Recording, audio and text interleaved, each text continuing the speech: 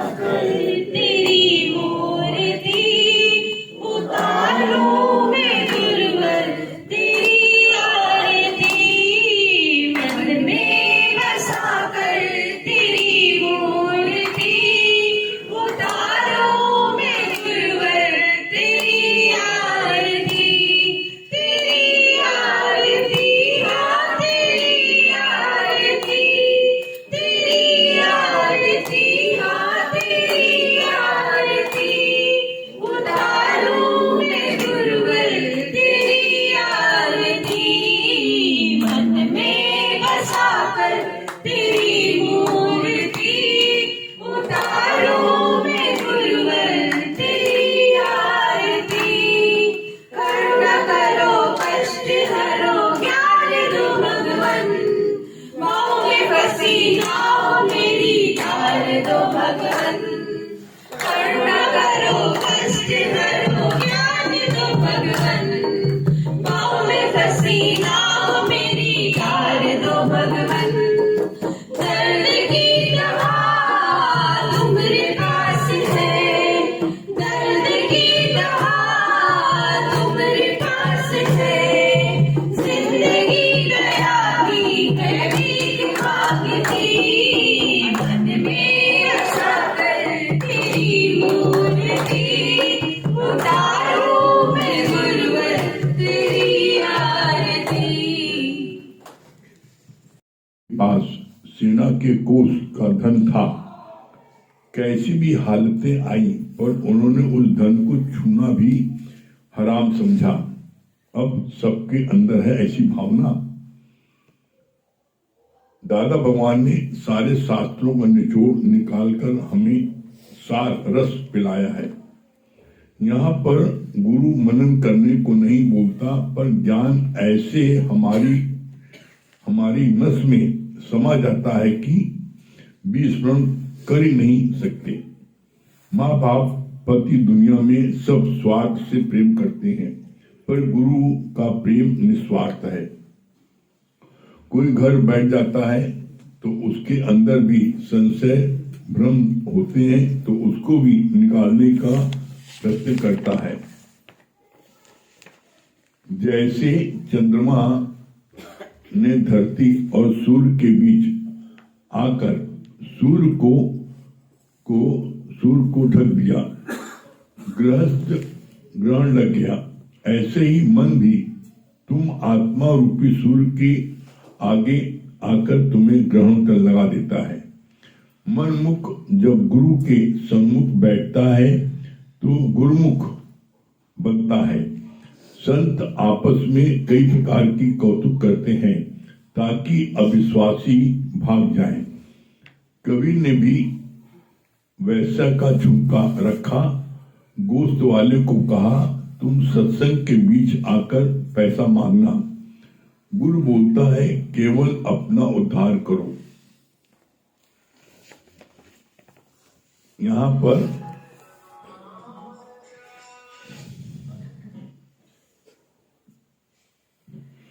Phone जब्त कर लो।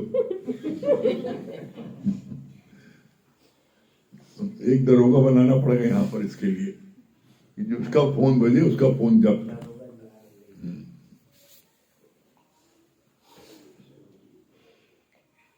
यहाँ पर बोला गुरु के हर कार्य में रहस्य है।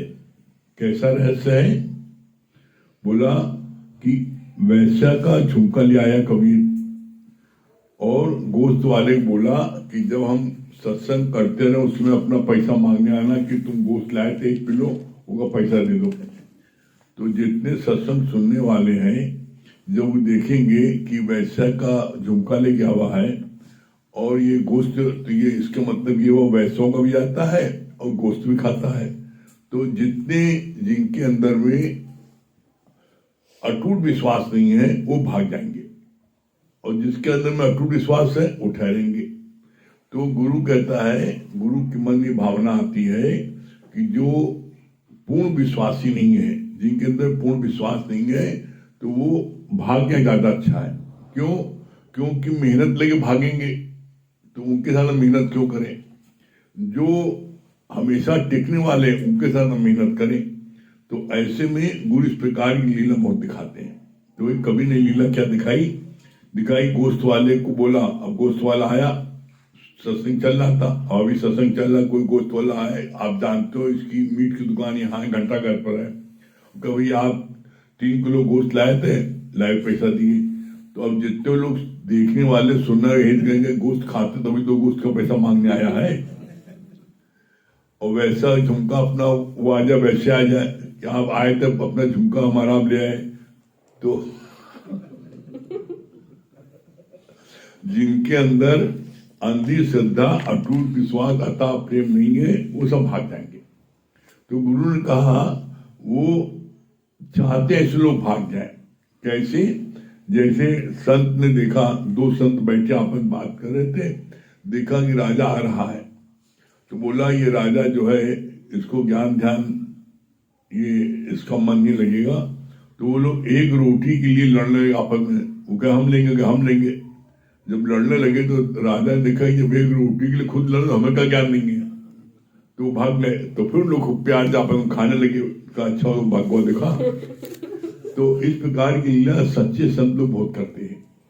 तो कभी भी बोला कि तुमने अगर गुरु में थोड़ा सा विश्वास रखा तो फिर क्या होगा, तुम जो है तर नहीं सकते। फिर क्या बोला, मनुष्य मनमुख जब गुरु के सम्मुख बैठता है तो गुरुमुख बनता है। मनमुख जो है वो गुरुमुख कब तक नहीं बन सकता, जब तक गुरु का संग नहीं करेगा। क्यों? भगवान ने कहा you just tell me what is your company, I will tell you what is your character. तुम जैसी कंपनी करोगे तुम्हारा कैरेक्टर ऐसा हो जाएगा। तो ऐसे में बोला कि अगर गुरुमुख कौन बन सकता है, जो गुरु का संग करेगा, जो वाणी सुनेगा वो गुरुमुख बनेगा, कि घर बैठे गुरुमुख बन जाएगा। और जब तक गुरुमुख नहीं बनेगा तो वो जो है क्या है, वो मंजिल को प्राप्ति नहीं कर सकता। एक बात बोली, मनमुख जो है जब गुरु के सम्मुख बैठेगा तो गुरुमुख बनेगा, और गुरुमुख जब बनेगा तो निश्चित उसको मंजिल प्राप्त हो जाएगी। फिर कितनी अच्छी बात बोली कि सूर्य और पृथ्वी बीच में चांद जो है वो जब बीच में आ जाता है तो सूर्य का प्रकाश छट जाता है, उसमें लग जाता है ग्रहण लगता है। तो इसका सिद्धांत क्या बोला, इसी तरीके से तुम्हारा मन, तुम हो शुद्ध स्वरूप परमात्मा, प्रकाशवान हो। तुम्हारे आत्मा रूपी सूर्य पर क्या होता है, मन का जो अंधेरा छा जाता है। जब मन आ जाता है तो क्या होता है, फिर वो अंधकार में तो ग्रहण लग जाता है। तब तुम कहते हो अरे सत्संग से बहुत ले लिया, देख ले सब लोग ऐसे ही हैं। तो मन वहां, तुम्हारा मन जब आ जाएगा तो अंदर में अंधकार आ जाएगा, और जहां अंधकार आया तहां ठोकर लगेगी। ठोकर कब लगती है, जब अंधेरा हो। प्रकाश होगा तो कहाँ कुर्सी रखी, कहाँ टेबल रखा, आप देख के चलो वही ठोकर लगेगी। और जब आपको दिखाई नहीं पड़ रहा है, अंधेरे में हो, तो आप को ठोकर लगनी लाजमी है। तो इसलिए बोला भगवान ने कि कभी भी इस प्रकार का मन में पठार आए, अंधकार आए, तो उस समय तत्क्षण गुरु से प्रार्थना करो, हे गुरु जी हमारे इस अज्ञान को दूर करो, हे गुरु हमारे इस अज्ञान दूर करो। क्यों? जब जैसे आप धरती पर गिर जाते हो, फिसल जाते हो, अकेले नहीं उठ पाते हो, तो आप किसी कहते हो थोड़ा सहारा दो, पकड़ लो, उठ जाए, तो आप उठते हो सहारा लेकर के, अकेले नहीं उठ पा रहे हो। उसी तरीके से जब ये चोटिले आ जाता है, अंधकार आ जाता है, मन आ जाता है, तो उस समय हम अकेले अपने आप नहीं उठ सकते। इसीलिए बोला जाता है कि एक जीवन में जरूर अपना एक दिल किसको दे, नेक को, एक नेक व्यक्ति को जरूर दे दिल।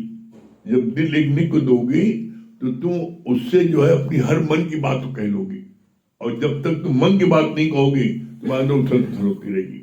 तो बोला दिल दे एक को, वो भी नेक को। जब एक को अपने दिल दे दोगे तो वो तुम्हें कभी गिरने नहीं देगा, अच्छा साथी हमेशा आगे बढ़ाता है। इसीलिए बोलते हैं ना, धर्म पत्नी क्यों बोलते हैं, धर्म पत्नी वो पत्नी है जो धर्म के मार्ग पर पति को लगाए, वो है धर्म पत्नी। जो कल पीछे चलोगे तो धर्म पत्नी नहीं ना, घूमने वाली पत्नी है। तो धर्म पत्नी कौन है? जो धर्म के मार्ग पर अपने बच्चों को, अपने पति को, घर वालों को लगाए, वो है धर्म पत्नी। धर्म का मार्ग दिखलाए। फिर क्या बोला भगवान ने? कितना क्लियर भगवान ने किया यहां पर इस बात को।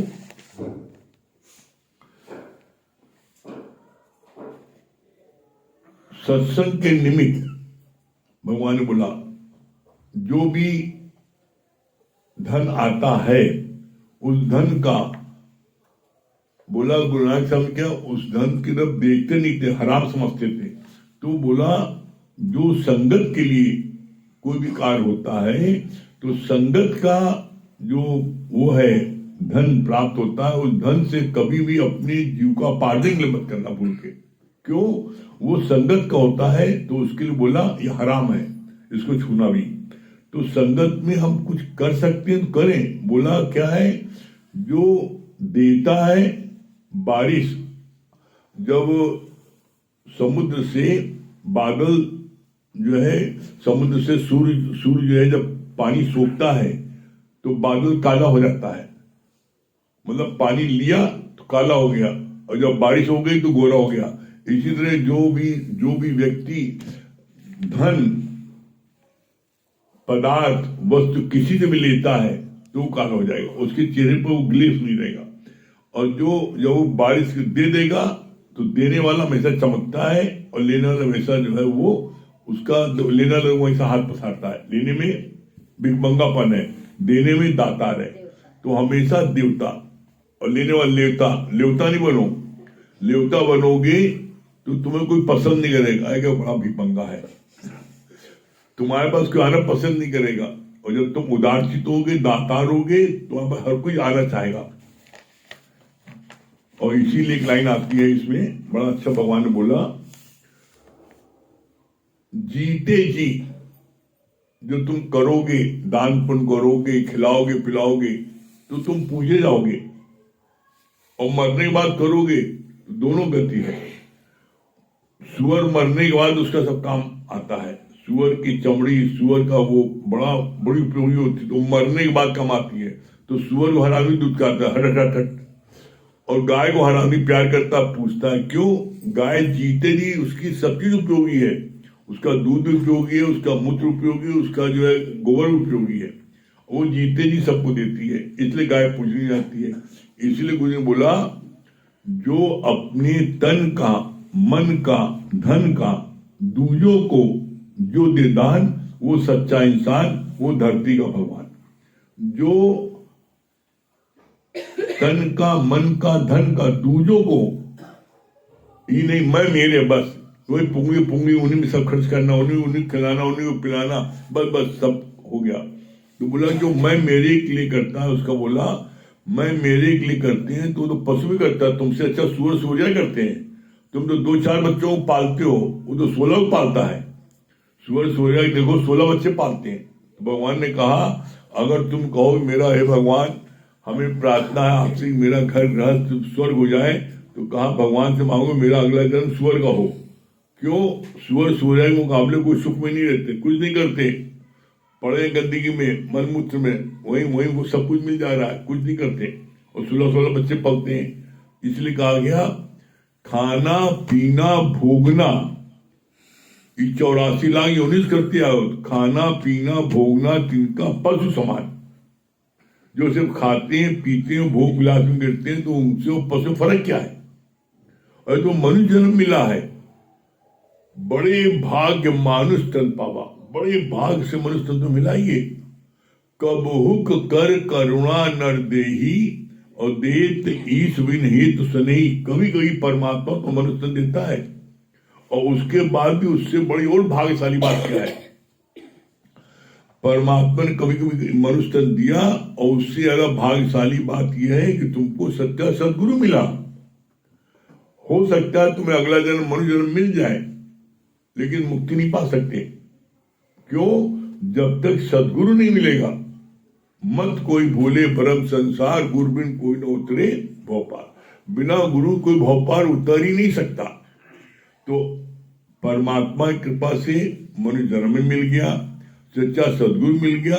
अब अपना पुरुषार्थ है कि अमृत सत्संग आए जिससे मुझको मुक्ति प्राप्त हो, मैं भगवान से मिलकर के एक हो जाऊं। मनुष्य जन्म इसलिए मिला है, मनुष्य जन्म इसलिए नहीं मिला है कि भोग विलास में करो। अरे भोग विलास में तो तुम 84 लाख योनियों से गिरते आए हो। आज तक किसी ने, आप जितने बैठे हो, किसी ने आज तक ये बताया कि कहीं तुम्हें कोई कॉलेज स्कूल किसी पढ़ने के वास्तव कैसे गिरा जाता है? कोई नहीं, सब जान जाते हैं कैसे गिरना है, लेकिन कैसे चढ़ना है इसलिए आता है। धर्म अर्थ काम मोक्ष। दुनिया में कोई व्यक्ति भी, दुनिया में कोई व्यक्ति भी आपसे धर्म और मोक्ष की बात नहीं करेगा। आपसे बात कौन सी करेगा? अर्थ की और काम की। अर्थ माने धन दौलत, कितना धन इकट्ठा किए हो, कितना बैंक बैलेंस है, कितना मकान है, कितनी दुकान है, कितनी जमीन है, कितनी गाड़ी, कितना घोड़ा है, इसकी बात करेगा। और जब ये पूरी बात कर लेगा तो अगला टॉपिक आएगा फिर जो है काम, मतलब शादी क्यों न कियो, कितने लड़के बच्चे हैं, इस पर आ जाएगा। तो बोला कि कभी किसी ने आपसे पूछा है धर्म क्या है आपका, मोक्ष क्या है, इसकी तैयारी की तुमने? तो बोला धर्म दुनिया के हिसाब से लोग समझते हैं कि मैं हिंदू, ये मुसलमान, ये सिख, ये ईसाई है। ये धर्म नहीं है। ज्ञान के हिसाब से धर्म क्या है? अशोक रहना तेरा धर्म है। कैसी भी विपरीत परिस्थिति आए, कैसा भी जीवन ऊंचा नीचा आए, आप हर बात में अशोक हैं, प्रसन्नचित हैं। देखो ज्ञानी के लक्षण ये, अशोक रहना तेरा धर्म है। फिर मोक्ष क्या है? मोक्ष बोला तुम समझते हो जब मर जाएंगे ना, जब ऊपर जाएंगे तब मोक्ष मिलेगा। मोक्ष यहीं पर है। आज आप अभी इस समय आपको किसी प्रकार का कोई चिंता नहीं है, कोई मन में राग नहीं है, द्वेष नहीं है, आप प्रसन्नचित अभी हो, मुक्त हो। कैसे? एक लाइन जवाब है, सर्व दुखों की निवृत्ति और परम आनंद की प्राप्ति है ये मुक्ति। सर्व दुखों की निवृत्ति, कोई दुख नहीं ना। दुख किसको है? दुख है जीव को, जो देहधारी है उनको है। तुम हो ब्रह्म, मैं देह नहीं, मैं आत्मा हूं। जब आत्मा हो तो तुम्हें कोई दुख नहीं है, और जब तुम देह हो तो तुम्हें सब दुख है। देह में सब विकार होते हैं और गुरु हमको देह से उपराम करता है। तो हम देह बनते क्यों हैं? हम कुछ न कुछ बन जाते हैं। उसका सबसे सरल फार्मूला है, वो फार्मूला अगर कोई अप्लाई कर ले तो बहुत ही शीघ्र मंजिल प्राप्त कर सकता है। फार्मूला क्या है? आप दुनिया में किसी से कुछ नहीं चाहिए, हमें कुछ नहीं चाहिए। जब ये आप अपने मन में बसा लोगे हमें किसी से कुछ नहीं चाहिए, जो भगवान ने हमको दिया है, हमको रूखी रोटी नमक दिया हम खाएंगे, मलाई मक्खन दिया वो खाएंगे, हमको जो मामूली वस्तु दिया मामूली पहनेंगे, अच्छा दिया अच्छा पहनेंगे, जो दिया है उसमें पूर्ण संतुष्ट रहेंगे। इसीलिए कहा जाता है सबसे उत्तम पूजा क्या है? सबसे उत्तम पूजा क्या है? भगवान की रजा में। तो भगवान ने हमारे अपने कर्मों के अनुसार हमें जहां भी रखा है, जिसके साथ रखा है, जो मेरे कर्म प्राणी है, चाहे कोठी में रखे, चाहे कोठी में रखे, चाहे खुले आकाश में रखे, जहां रखे, जो भी मुझको कर्म प्राण मिले, हम उनके साथ में एडजस्ट होकर के प्रेम से रहें। बस ये है ज्ञान। बोला सर्व दुखों की निवृत्ति और परम आनंद की प्राप्ति है ये मुक्ति। जब तुम मुक्त हो, किसी से कुछ नहीं चाहिए, तो आप मुक्त भी हो, कुछ नहीं चाहिए। और जिसको कुछ नहीं चाहिए, तो तुम जितनी देर, कभी आप प्रैक्टिकल करके देख लेना, आप जितनी देर सत्संग में बैठे रहते हो, किसी से कुछ नहीं चाहिए, सिर्फ ज्ञान में मन लगाए हो, वाणी मन लगाए हो, तो आप बिल्कुल क्या है, उस समय आप अपने को फील करते हो, मैं वो आई एम दैट, मैं ब्रह्म हूं। जब आप सत्संग समाप्त होता है, उठते हो, अब घर जाना है, तो जीव बन गए। इसलिए आता है चाह चमारी चिमड़ियत नीचन से नीच और तू तो पूर्ण ब्रह्म था। यदि चाहनों के बीच एक चाहना के कारण तुम जो है ब्रह्म से जीव बन गए, एक चाहना कारण। इसको देखने बड़ी सुंदर है, बड़ा सुंदर है, ये बड़ी कोठी बड़ी सुंदर है, ये फलानी चीज बड़ी अच्छी है। जहां तुमने किसी को अच्छा बोला फंसे, बुरा बोला उससे दुखी हुए, तो न कोई अच्छा न कोई बुरा है। अरे जब everything is God, everywhere God, nothing but God, जब हर चीज परमात्मा है, हर जगह परमात्मा है, तो हम किसको, जब हम जीव कर देखेंगे तब प्रभावित होंगे। जब वो परमात्मा तुम स्वयं खुद हो, मैं अपना रस स्वयं पीता हूं। जब अपना रस तुम पीते हो तुम्हें जो है तुम्हें आनंद मिलता है, परमानेंट हैप्पीनेस मिलती है। और जब तुम दूसरे से लेते हो सुख, दूसरा सुख मिलता है क्षणिक। दुनिया का कोई सुख परमानेंट नहीं है, दुनिया का कोई सुख, जो सुख है सब क्षणिक है। और जो सुख देता है वही दुख देता है, जो सुख देता है वही दुख देता है। ये प्रकृति का नियम है। बेटा बड़ा सुख दे रहा है, चरण दबा रहा, पैर छू रहा है, आज्ञा में चल रहा है, और शादी के बाद बीबी मुंह देख ले चल दी। अरे हमें पता होता है पेटी मार देते हैं, कहां चला वो योग प्यार। इसलिए कहा गया स्वार्थ लाग करे सब प्रीति, और सुर नर मुनि सब प्रीति। जब तक जिससे तुमको सुख मिल रहा है वो अच्छा है, जिस दिन तुम्हें उससे दुख मिलने लगेगा उस दिन तुम उसको छोड़ के भागोगे। इसलिए किसी से कोई अपेक्षा मत रखो, और जब तुम किसी को अपेक्षा नहीं रखोगे तो क्या होगा, अपने सेल्फ, अपने तुम और सत्यता ये है, अपने ही से ही आनंद की प्राप्त होती है, बाहर से नहीं होती है। तुम्हें गलत फहमी है तुम्हें बाहर से होती है। जैसे एज एग्जाम्पल बड़ा अच्छा उन्होंने बोला, लड़का सोचता है बड़ा लड़की बड़ा सुख है, तो लड़की का सोचती है लड़के में सुख है।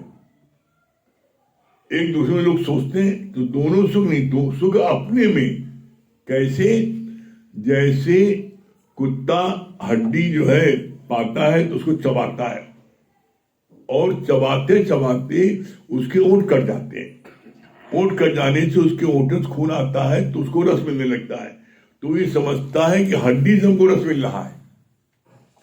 जबकि सत्यता क्या है, उसके ही ओंठ कट गए, उसको अपने खून का रस मिल रहा है और समझ हड्डी से मिल रहा है। इसी तरीके से तुमको अपना ही रस तुमको मिलता है, तुम समझते हो लड़का से मिल रहा है, लड़के से मिल रहा है, रस तुमको अपना मिलता है।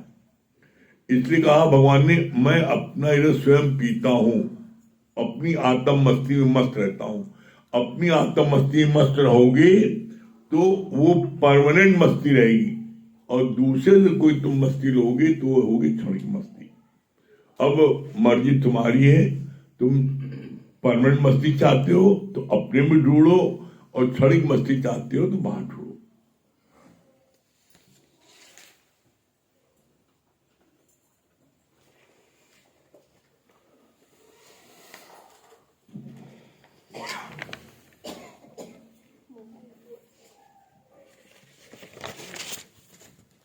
सभी प्रेमियों को हरिओम राम राम।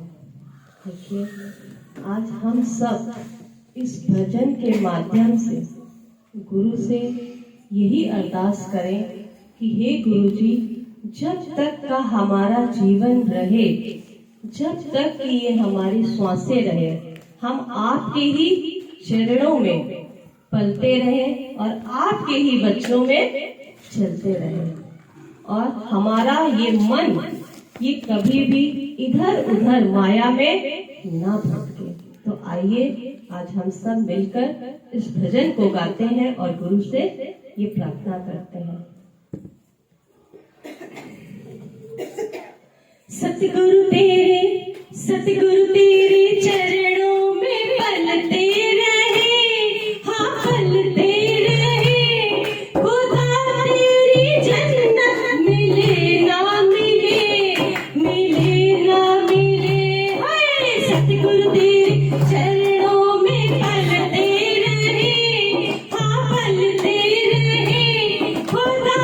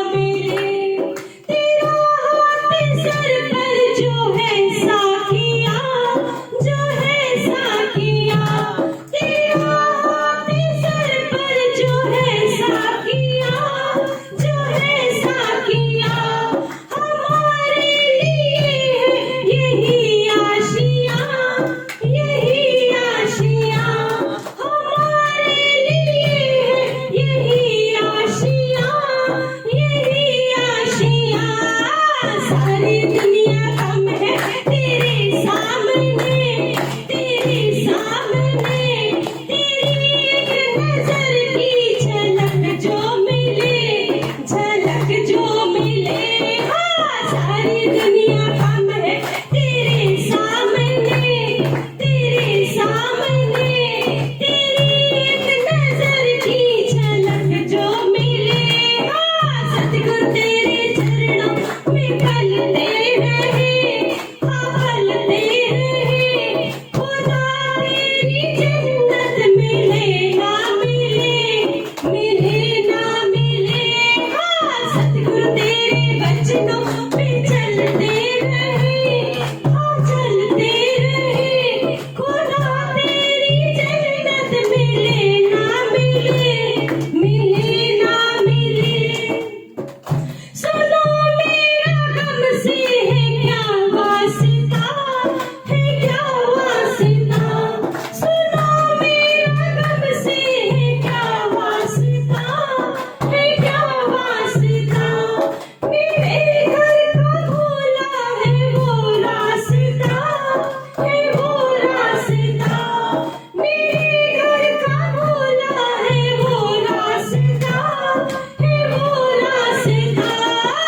जिसके सर पे हो तेरी रहमो नजर, हाँ रहमो नजर, फिर जीवन से सारे ही दुख है टले, हाँ दुख है टले। जिसके सर पे हो तेरी रहमो नजर, हाँ रहमो नजर, फिर जीवन से सारे ही दुख है टले, हाँ दुख है टले। सतगुरु तेरे वचनों पे चलते रहे, हाँ चलते रहे। खुदा तेरी जन्नत मिले ना मिले, सतगुरु तेरे चरणों में पलते रहे, हाँ पलते रहे। खुदा तेरी जन्नत मिले ना मिले। खुश किस्मत हूँ जो तेरी चाहत मिली, हाँ चाहत मिली। खुश किस्मत हूँ जो तेरी चाहत मिली, हाँ चाहत मिली। तड़पते हुए दिल को राहत मिली, हाँ राहत मिली। तड़पते हुए दिल को राहत मिली, हाँ राहत मिली। तुझ आया दिल हो गया बागवां, मेरे मेहरबान। मेरे आज सब मेरे शिकवे गिले, हाँ शिकवे गिले। तुझ आया दिल हो गया बागवां, मेरे मेहरबान। मेरे आज सब मेरे शिकवे गिले, हाँ शिकवे गिले। सतगुरु तेरे चरणों में पलते रहे, हाँ पलते रहे। खुदा तेरी जन्नत मिले ना मिले, मिले ना मिले। हाय सतगुरु तेरे वचनों पे चलते रहे, हाँ चलते रहे। खुदा तेरी जन्नत मिले ना मिले, मिले ना मिले।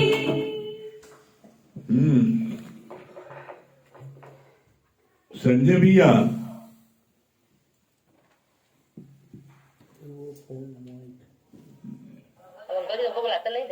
संजय भैया क्या बता रहे हैं? हरिओम हरिओम। हरिओम, क्या बता रहे भैया? भाभी को भजन सुन के मत हो गए तो। एक जो भजन तुम सुनाते हो ना, वो वाला एक स्टेज सुना दो। जब जब भी तुम्हें पुकारा, हाँ हाँ।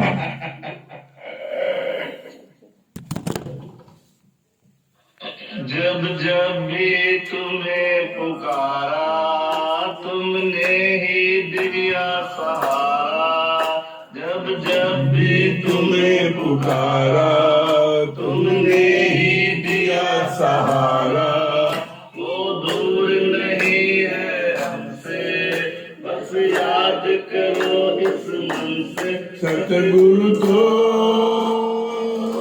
हमारा साथी है, भक्तों का सहारा। बढ़िया, वेरी गुड। हमसे दूर नहीं है, करता है रखवाली। हमसे दूर नहीं है, करता है। जिसने किया भरोसा सतगुरु ने डोर संभाली। जिसने किया भरोसा सतगुरु ने डोर संभाली। जो इनके पाँव पकड़ ले वो उनका हाथ पकड़ ले। जो इनके पाँव पकड़ ले वो उनका हाथ पकड़ ले। सतगुरु को हमारा साथी भक्तों का सहारा है। जब जब भी तुम्हें पुकारा तुमने ही दिया सहारा। वो दूर नहीं है हमसे, बस याद करो इस मन से। सतगुरु तो हमारा साथी है, भक्तों का सहारा है। बहुत बढ़िया संजय जी, बहुत बढ़िया। हाँ, दया किया करते अपने साउंड बंद कर भक्तों दीजिए। पर दया किया करते। ज्यादा ऊपर को पार लगा दे तो सौंप दिया करते। को पार लगा दे जो सौंप दिया करते हैं। ये 4 दिनों का जीवन सतगुरु को कर दिया अर्पण। ये 4 दिनों का जीवन सतगुरु को कर दिया अर्पण। सतगुरु को हमारा साथी है, भक्तों का सहारा है। जब जब भी तुम्हें पुकारा तुमने ही दिया सहारा। वो दूर नहीं है हमसे, बस याद करो इस मन से। सतगुरु तो हमारा साथी है, भक्तों का सहारा है। बहुत बढ़िया। तेरा साथ मुश्किल हो जाए, तेरा साथ मिले तो हर मुश्किल हो जाए। होगन घोरे मेरा मंजिल तो मिल ही जाए। होगन घोरे मेरा मंजिल तो मिल ही जाए। बिन पानी नाव चलाते सतगुरु को बिगड़ी बनाते। बिन पानी नाव चलाते सतगुरु को तो बिगड़ी बना दे। सतगुरु को हमारा साथी है, भक्तों का सहारा है। ये बंधन तो बंधन है, जन्मों का संगम है, संगम है। बहुत बढ़िया, वेरी गुड, बहुत बढ़िया, वेरी गुड। हाँ, डॉक्टर शांति दिल्ली। हरिओम, क्या बोलिए डॉक्टर शांति?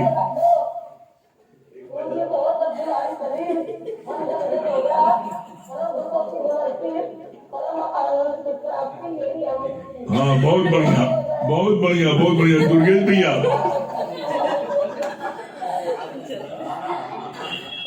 हरिओम गुरुजी। हाँ, क्या बोल रहे हैं? हरिओम बाबूजी। क्या बोल रहे दुर्गेश बहुत भैया? अच्छी बात बताई। सबसे उत्तम पूजा परमात्मा की रजा में राजी है। ये बात बहुत अच्छी लगी थी। हाँ, रूपा जी क्या बता रही है? हरिओम गुरुजी, हरिओम भाभी जी। अशोक रहना मेरा धर्म है। बहुत बढ़िया, वेरी गुड। अरे वाह, ये पूजा जी कहाँ से प्रकट हो गई। हाँ, ये ठीक किया, दुर्गा को ढकेल के आ जाओ आगे। मुझे ये बात बहुत अच्छी लगी कि अपने गुरु पर अर्जुन करता आत्मविश्वास और हाँ, क्या बोल रहा है आरती मंडल, हरिओम गुरु जी। अमन भैया। जी गुरु जी, मुझे ये बात बहुत अच्छी लगी कि हमें परमानेंट हैप्पीनेस चाहिए तो हमें नित्य सत्संग लेना चाहिए। ये बात बहुत अच्छी लगी। हाँ, नीतू सिन्हा जयपुर। हरिओम गुरु जी।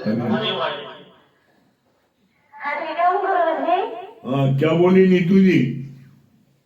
गुरु जी, बहुत अच्छी आपने बात बताई और हम सब बहुत भाग्यशाली हैं कि हमें मनुष्य का जन्म भी मिला है और सच्चे सतगुरु भी मिले हैं।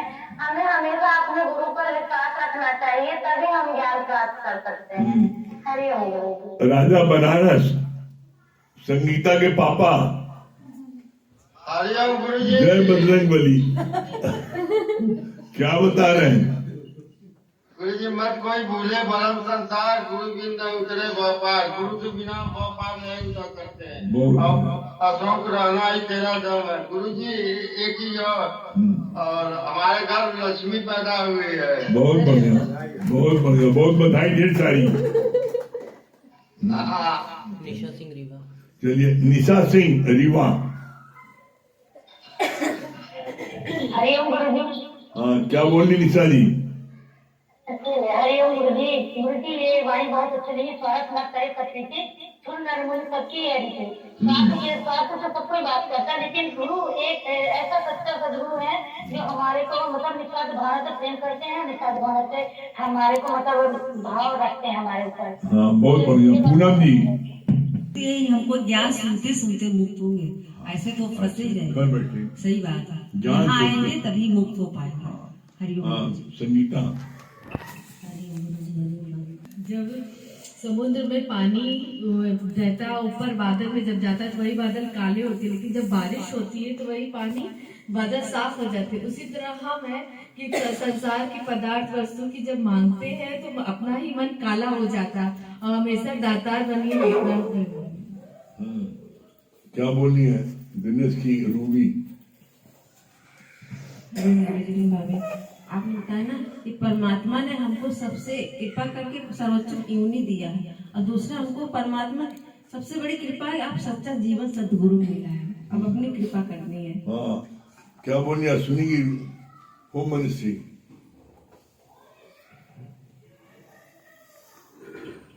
हरिओम गुरु जी। अगर हमें जीवन में परमानेंट हैप्पीनेस चाहिए, परमानेंट मस्ती चाहिए, तो वो हमें खुद से ही मिल सकती है। अगर दूसरों से मिलती है तो वो परमानेंट नहीं है, वो टेम्परेरी है। हाँ, चार्टर्ड अकाउंटेंट साहब क्या बोल रहे हैं। हरिओम गुरु जी।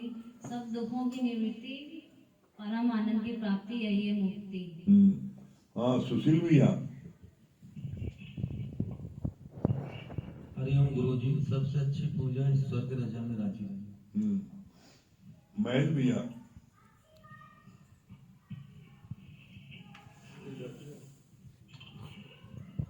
हरिओम गुरु जी। बहुत अच्छा आपने क्लियर किया ना कि जब हम सत्संग आते हैं और सब दुखों की हमारी निवृत्ति होती है, तभी हमारे परम आनंद की प्राप्ति होती है।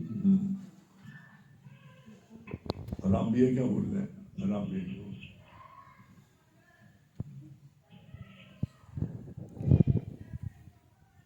जब हम देते हैं किसी को तब खुशी मिलती है, जब लेते हैं तो खुशी नहीं मिलती। संजय भैया।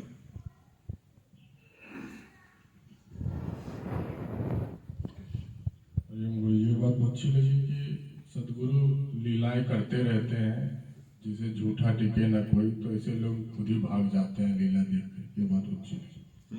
विश्वकर्मा जी नंबर 1। अरे बहुत अच्छा बताया कि टीवी से ज्ञान सुनना, किताब पढ़ के ज्ञान लेना या मोबाइल सुनना, तो हम गुरुमुख नहीं होंगे, केवल ज्ञान सुनेंगे। लेकिन हम गुरु के सामने उपासना बैठ करके जब हम ज्ञान सुनेंगे तो हम गुरुमुख होंगे। चलिए ओम का जाप।